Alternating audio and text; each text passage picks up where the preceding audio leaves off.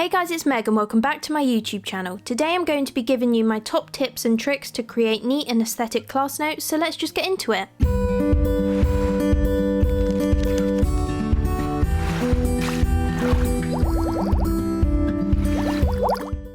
So first things first, we need to look at stationery, and the main thing that you're going to be using is a pen. So you need to make sure that you've got a pen that you're really happy with using and it makes your handwriting look as neat as possible. So I'm going to be testing out a few of my favourites to see if there's any that you like the look of. So the first one I'm trying out is the Pentel Energel. This is quite popular in the sort of study community. It's a really nice one to write with and it creates a really smooth flow of the ink so you don't get any scratchiness. However, it is a slightly thicker tip and it's a little bit inky as well, so just bear that in mind.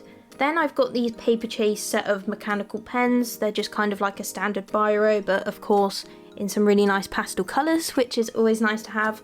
Again, really nice to write with, just depends whether you prefer biro or more inky type of pens. Then I tried out a standard fine liner, one that I'd got off Amazon, quite cheap, comes in a set of different sized pens. This one I used, I think, was the 0.2, and if you're struggling with your handwriting, maybe try out a smaller nibbed pen, might just help you keep things a little bit neater. Then I tried out the Uniball erasable gel pen, and this is one of my favourites, I think, partly because obviously it's erasable, which is so useful, especially if you're prone to making mistakes, a bit like I am, but it's also a really nice, slightly faded black ink, and I don't know why, I just really like that, so that's probably my favourite of the set. However, the next one I'm testing out is a standard Bic biro pen. You can probably buy it in any supermarket. I am also a massive fan of just standard biros. I think they do their job perfectly well and there's a reason they've been around so long and everyone just has some in their house, so you don't need to have a fancy pen to have nice neat writing. I find writing with biros just as nice and neat as I would any sort of expensive or more extravagant pen. It's also important just to double check that the pen that you're going to write with works okay with a highlighter, so I'm just testing them out over the pens I've used here, just so you can see that pretty much all of them are fine with a highlighter. Just the Pentel Energel smudges a tiny little bit, but nothing major, so I would say all of these are fine to use with a highlighter. Quick side note, I just wanted to show you how the Uniball erasable actually rubs out the pen. It does a pretty good job and it definitely gets rid of it well enough for you to write over the top without leaving any dirty smudgy lines that you often get with erasable pens. So now let's talk highlighters. I'm going to be using the Stabilo pastel set just because, one, you know, I'm obsessed with pastel colours, but I also just love the size of the nib. I find that it's the perfect size to highlight over the words, especially given my size of writing. I have fairly small handwriting, so this one works perfectly. And I just find that this is a good tip for in class especially. So when you're creating revision notes at home, you have much more time. You might want to swap between different coloured pens for certain writing or to make something stand out or for titles, that sort of thing, but in class you just need something quick to help it stand out and a highlighter does the job perfectly. And next up is rulers, so just bear with me on this because I know you'll be thinking that's so obvious, but people really do forget about them, and if you're wanting to just step up your notes in terms of how neat they are and how aesthetic they can look, just using a simple ruler can really help up your game. So make sure you're underlining things like your titles, like your dates. And if you need to draw a box, use a ruler, all those simple things, and you'll quickly see how much neater your notes are looking. Obviously you can get different size rulers, however I would recommend getting a smaller one just because this typically fits in any pencil case that you might have, and then you're much more likely to be using it and not forgetting it or leaving it in your bag. Next thing you're probably going to want to get is some post-it notes, and this is because they are just so useful to have around. So if you've got some on your desk or in your pencil case, then if you need one, you've got one. The reason I'd recommend having these is because you can always write on anything you've forgotten in your notes. If you wanted to include a diagram, you can scribble that on there and draw it up neatly later. If you've made a mistake, you can use it to cover it, stick it down, make it look nice. And it's just great if you've got any important reminders or information you need to keep track of.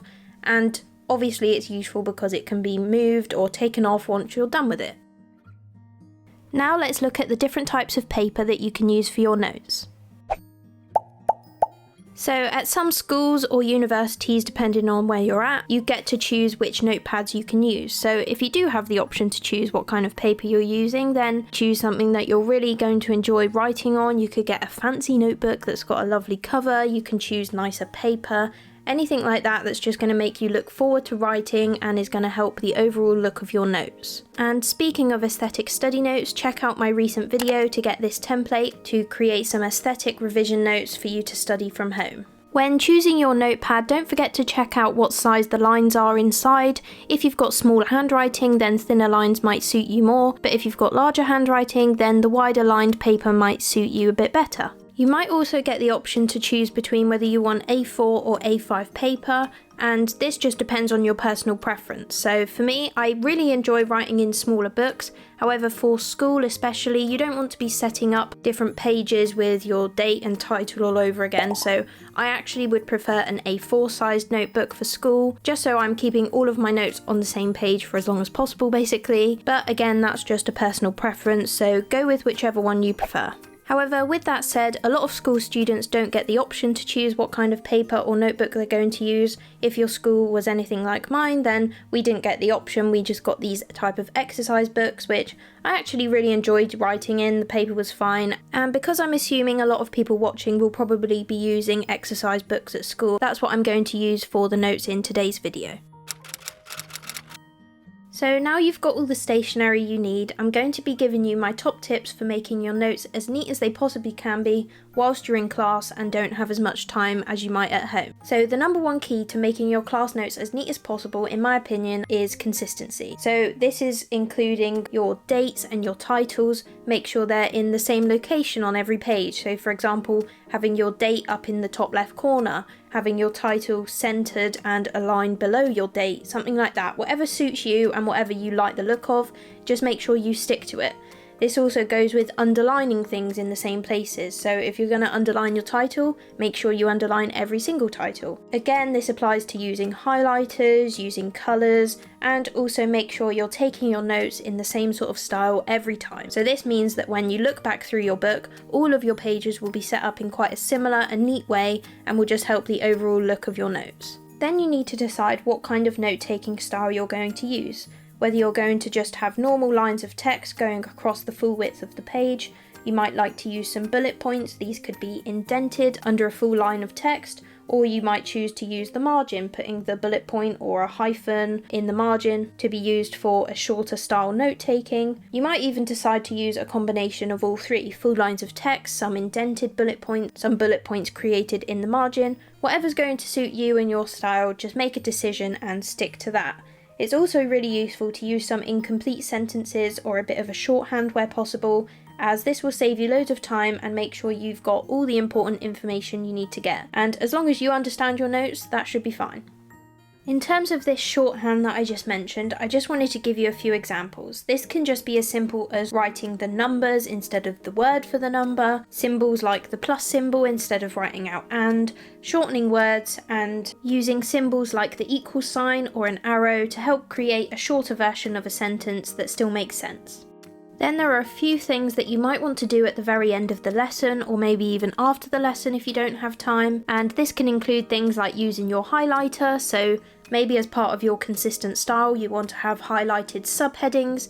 This is a really useful way of keeping everything looking nice but not taking up too much time. I would also suggest drawing out a square box if you've got any diagrams and sketching it out quickly in pencil during the lesson. Then you can go over the top in pen after the lesson when you've got time to make it as neat and colourful as you like, but you've still left space for it and you know what it is you need to draw in. This also goes for any colour that you want to add to your whole page of notes. This can be colouring in the diagrams, or it could be underlining important points, maybe in a different coloured pen. Anything that's going to take up a little bit of extra time you can do at the end of class or outside of school when you're going to be looking over your notes for revision anyway. However, if you don't have time or don't want to add any colour or extra details to your notes, then that's totally fine, as you've already made your notes as neat as possible in class time anyway. And finally, don't forget to use your post-it notes whenever you've got a bit of extra information you need to mark down. Maybe you've got some homework you want to include on the page that's to go with a certain topic or a certain lesson. This will help you remember which it goes with, when you need to hand it in, any exam deadlines or coursework hand-in dates. Plus the fact that it's a post-it note means that you can move it around the page, you can transfer it to a different page, and you can take it off and get rid of it once you're finished with it. And finally, I just wanted to give you some handwriting tips, as your notes are primarily made up of your handwriting, so the neater you can get this, the better your notes are going to look overall. And we just have to be realistic that handwriting, in order to improve it, you will have to practice it. Some people are going to really enjoy this, I definitely did. If you enjoy it, then you're probably going to be someone who wants to take these nice neat notes anyway, so hopefully you will enjoy this process. But there is a phrase that we often use to practice handwriting, and it is "the quick brown fox jumps over the lazy dog." And there's a reason for this, and that is because every letter of the alphabet is included in this little sentence. So by practicing this sentence over and over in your handwriting, you will be practicing each of the different letters, so you will be improving your entire handwritten alphabet. In terms of your handwriting style, I would advise going with the one that you can do the fastest whilst also keeping it neat. So at the top of this page, I've got my neat handwriting, which is not joined up and the letters are all quite small, and I try to keep them all the same size. I've then got my normal joined up handwriting, and then I've also put in a cursive style handwriting. The cursive with the slanted lettering is not my usual style, so I found this a little bit more tricky, and you can probably tell that the letters aren't quite as consistent as they are in the other two styles. However, I just included it as an example of a different style of handwriting. You might also want to practice your capital letter handwriting, just because this can be useful to have in your toolbox for any titles or subheadings to help them stand out without having to swap pens. So that's it for my tips. Don't forget that practice is to make progress. It's never going to be perfect, so lots of little improvements will make a big improvement overall. Don't forget that practicing a lot will help with your muscle memory. Your hand will just know to write in a lot neater style. Having more consistent letters will also help with the overall look of your page of notes, and hopefully all of these little tips will help you feel a lot more happy and confident with your notes, keeping them neat and aesthetic whilst still keeping up with your teacher in class. But that is it for this video. Thank you so much for watching. Don't forget to like, comment, subscribe and hit the notification bell if you want to be notified when I next upload. In the meantime, check out this video for some more aesthetic study notes content and a template to help you create your aesthetic notes at home, and I'll see you in the next one.